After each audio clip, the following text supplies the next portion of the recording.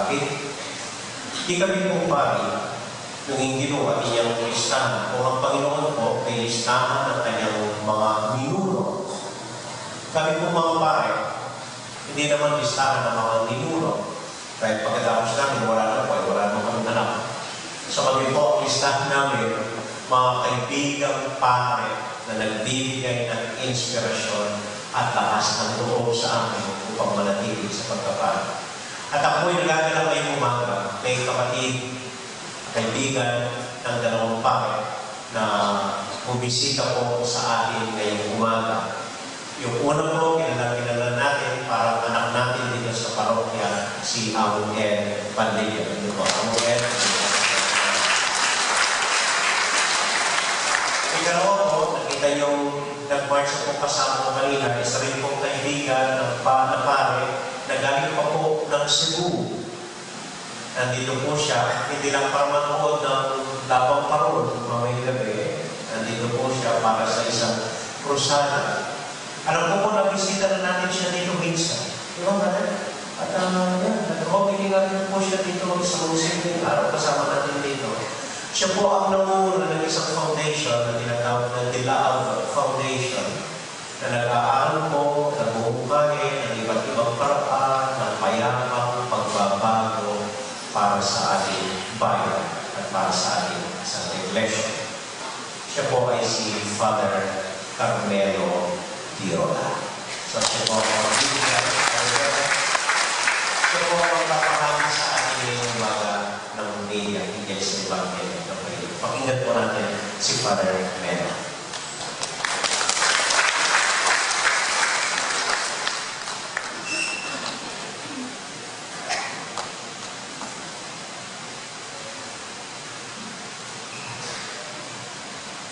Maraming salamat po, Raul. Magandang umaga sa kanilang lahat. Nung nakatanggap ako ng text galing sa isang kaibigan na kababayan din po dito sa Pampanga, si Tonet Olejas. At nabanggit niya sa kanyang text na may iniimbitan po niya ako sa ating Lantern Festival. Hindi ako nakatanggi. Sabi ko, world famous yan. I want to see that. I want to experience that. And I want to be with my friends. Kaya po, nandito po ako sa inyong harapan. Ang ilaw po ay nakataka. And of course, itong mga parol, itong mga lanterns for which Pampanga and Kapampangas are world famous for. Nanggagaling ko ito sa inspirasyon sa tanglaw ng bituin na siyang nagbigay ng guidance nung pinanganak si Jesus. And if you reflect upon it, yung ilaw na nakikita natin sa mga bituin, that has taken thousands, even millions of light years to reach us. Dahan-dahan, mabilis pero dahan-dahan na dumating sa atin. Kaya po yung mga magagandang bagay ay nakakarating sa atin pag marunong tayong maghintay. Maghintay. Isa sa mga pinakamahirap na ebanghelyo, mahirap in terms of manatiling gising, yung ating narinig ngayon. First chapter of Matthew. Siguro yung iba sa inyo dito na bored. I do not blame you. Kasi parang paulit-ulit lang. Mga pangalan, haba-haba, 14, 42 names are mentioned. Ano ba ito? Ano ba ang connection dito sa ating pag-celebrate ng Misa Regalia, ng Pasko ng Panginoon? tingnan natin ng malapit itong tinatawag na genealogy. Ito yung genealogy. Malapit din ito sa ating pagiging Pilipino. Mahilig tayo mag-connect. Taga saan ka? Taga dito.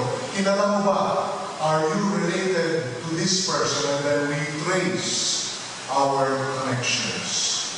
May tatlong grupo dito sa genealogy ni Jesus according to Matthew. Dalawang versions ko ito may kay Luke din. And here, in Matthew's version, he traces the lineage of Jesus all the way to Abraham, whereas Luke traces him all the way to Adam. Kaya very Jewish si Matthew. And Luke is much more universal kasi Adam. Matthew's version talks about three groups of people. The first group being members of the patriarchs. Abraham, Isaac, Jacob, at iba pa. The second group are a group of kings, mga hari ito. 14 names, David, Solomon, and others. And the third group are Israelites who were deported to Babylon. 14 names din po. Hindi po yan mga pangalan lamang. There are personalities there. There is drama there. There is an emerging plan of God. God writing straight with crooked lines. Bakit ko nasabi yan? God writing straight with crooked lines. Meanwhile, we are waiting. Bakit po? Among the patriarchs are people who are very imperfect. Of course, isang halimbawa lamang, si Jacob, stealing the birthright of his brother Esau. Isang halimbawa lang po yan. Puntahan mo natin yung pangalawang grupo, yung mga hari. According to biblical scholars, if my memory serves me right, only 2 to 4 out of the 14 names were faithful kings. The rest were unfaithful. And the third group were Babylonian exiles. Of the 14 names, I think only one is known. The others are unknown. Hindi mo mababasa yan sa ibang bahagi ng Biblia yung mga pangalan na yun. Unknown. And of the several women, I think there are 3 to 4 women who are mentioned here. Isang babae, medyo hindi mataas, medyo mababa ang lipan ko. And so on and so forth. Ito yung mga ninuno ni Jesus. Kaya kung halimbawa naghihintay tayo, at ito yung binabasa natin sa pwede natin tanongin ng sarili natin, ano ba ang plano ni Lord? Ang daming detours, ang daming komplikasyon. Bakit hindi na lang siya dumating dito agad-agad at wastuhin ang mga maling gawain, ang mga injustisya, all at once. Bakit ang haba-haba pa? At bakit ang komplikado pa? Bakit pa tayo maghihintay? But the Lord reveals His plan precisely in the waiting. When God created the world, nagsimula sa Big Bang, through the Word of God, let there be light. Nabanggit ko na sa inyo kanina, yung ilaw na nakikita natin sa gabi. Some of them have taken millions of light years to reach us. And according to scientists, the first imprint, yung DNA imprint, in other words, may buhay sa universe, if my memory serves me right, 2-3 billion years from the instant of the Big Bang. 3 billion years, dahan-dahan, one step at a time. We have been created to be creatures, children of waiting. Paghihintay. Yun po ang ating karanasan. Alam na naman, ang isang babae, nabubuntis, after 1 week, nanganganak na kaagad na 9-year-old baby, naghihintay. Alam na naman, pag-enroll mo sa kindergarten, 1 year later, graduate ka na sa grade school. Alam na naman, pag nagluto ka, instant ang pagkain. Sabi ng mga Italians, ang pinakamasarap na pagkain daw, yung slow fire.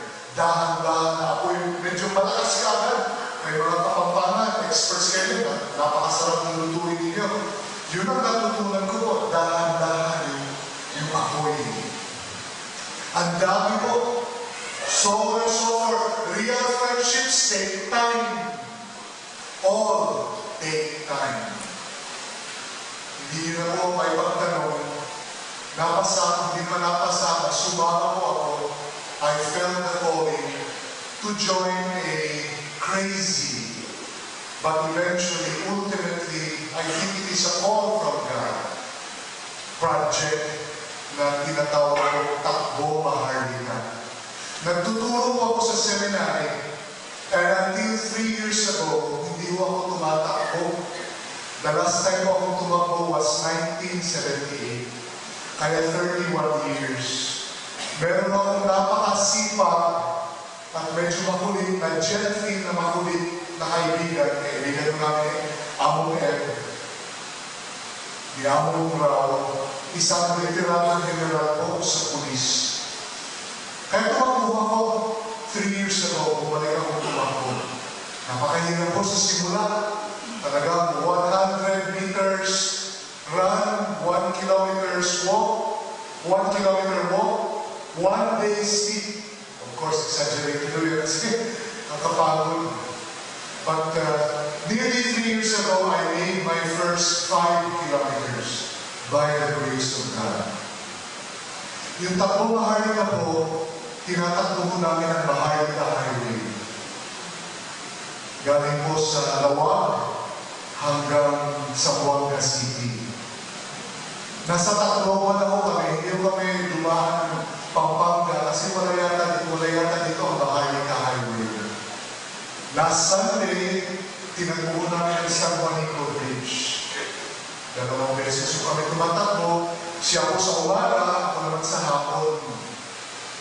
Dahan-dahan, slow but steady. Panawagan mo namin, coming together to change ourselves and the Philippines one step at a time. Simula sa sarili, bago ang bayan, dahan-dahan po. Estimate ko po yung takbo na yun, mga 4 million steps.